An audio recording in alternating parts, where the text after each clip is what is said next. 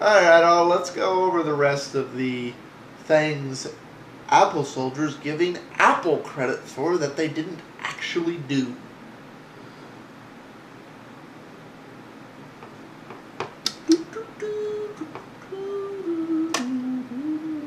This decade, and I don't think there's hardly any way they can top it.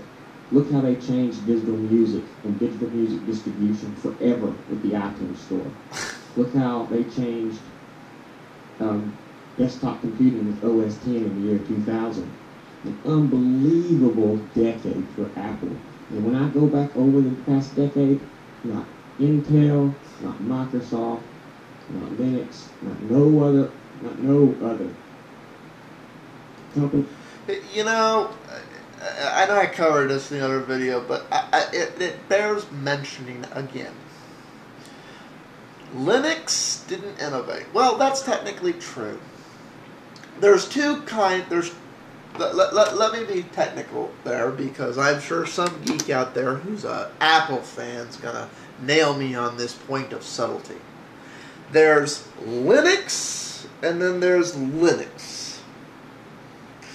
Linux itself is just a kernel. It's the core. The computer and the OS I'm using, we call them Linux. There's a couple hundred flavors of Linux. Well, they're all Linux because they're based on that Linux kernel, that core. But what actually makes the Linux OS is all the other things you stack on top of that. Let's see. Apple, claims to have a better user interface. Well, okay. Apple didn't really create that, although Steve Jobs did, because OS X is basically Next OS, which is what Steve Jobs went and created when he was kicked out of Apple, and then came back. So, that wasn't something made by Apple, that was something made by Steve Jobs, which is, this is the real thing a lot of people worried about. When Steve Jobs leaves Apple, what the hell happens to Apple? Because all the periods where Apple's had any success whatsoever has been with Steve Jobs behind the hell. The Apple company doesn't have a clue what the fuck it's doing. But, getting back onto my note, let's see. 3D innovation. Woo! Well, this is a feature you'd find on a Mac. I'm not on a Mac right now. This feature first appeared, at least in all the current OSs, in Compiz, which is now Compiz Fusion because the Compiz and Barrel projects merge. So let's see, Apple didn't make that. Linux did, although technically it's Compiz. Multiple desktops, the way they work on a Mac. I only have 4 enabled here, but I could have the 16 if I wanted. Well, let's see. Did that feature appear on a Mac first? Nope. It was in the Linux operating systems first. And most of the quote-unquote innovations like that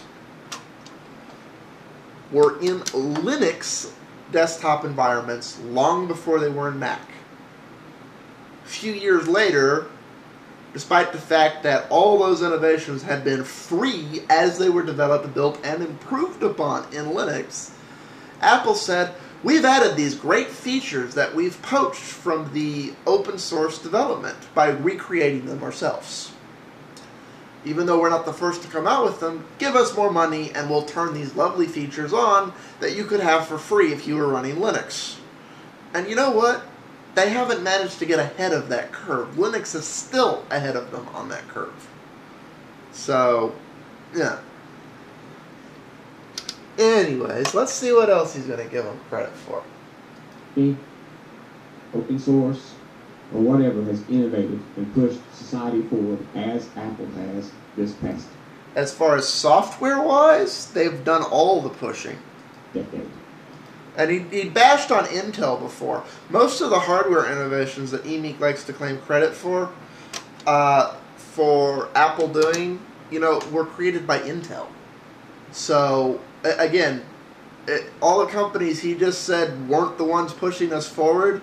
They were the ones that were pushing things forward so Apple could claim credit. Emeek, stop plagiarizing, please. It's getting annoying. So what about this next decade? Do y'all have any resolutions for this year? I have a New Year's resolution for 2010, not the whole decade, but my technology New Year's resolution is going to be to redo my office space. Good for you. Paint it, buy a new desk, get a new Mac Pro, and set everything all up. Hey, if you want to spend all that money on something that doesn't necessarily do as much, that's your choice. People can look at it when I'm making videos. I'm going to have a real nice little studio here for my videos, since this will be the first year that I am completely... You know, I never noticed, but I can see how some people would be that retentive. You know, in a couple months, I'm going to try to start redoing my office space and stuff like that, and that's my first resolution. So this was just a quick little video for the weekend. The last video I posted, the D-Road trip, was kind of negative, and, you know, I apologize to him.